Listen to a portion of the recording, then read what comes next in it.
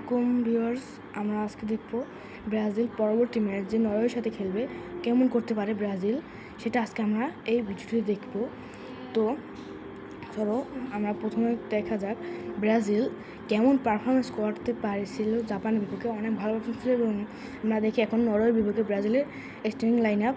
Brazil starting line আপে আছে Alisson থাকবে, দানিলো থাকবে রাইট ব্যাকে, Marquinhos, Gabriel Magalhaes and Douglas Santos এবং ফাবিনো থাকবে ক্যাসিমিরো জায়গায়, কারণ ক্যাসিমিরো ইনজুরি। এখন দানিলো মাথিউস কুনিয়া থাকবে এবং এটা আমাদের সাবস্টিটিউশন যা দেখতে পাচ্ছেন আপনারা, সেটা হলো সাবস্টিটিউশন। এলিসন, মার্কিনিয়স যারা আসছিল সবাই থাকবে, এডারসনটাকে পাল্টানো হয়েছে, এডারসনকে, এবং ব্রুনো গুইমারেস আর নেইমার নামবে হাফ টাইমের পরে বা 60-70 মিনিটে, এবং লুইস এনরিকে, থিয়াগো এবং মার্টিনেলিরা নামতে পারে। তো ব্রাজিল এবং নরওয়ে হেড টু হেড 1998 সালে ব্রাজিল নেমেছিল হেড টু হেডে, ওকে।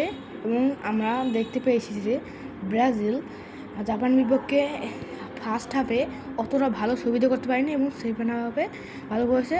তো দেখা যাক কী হয়। ব্রাজিলের জন্য শুভকামনা। সবাইকে আসসালামু আলাইকুম। সবাই লাইক, সাবস্ক্রাইব অ্যান্ড হাইপ করে দিন। বাই।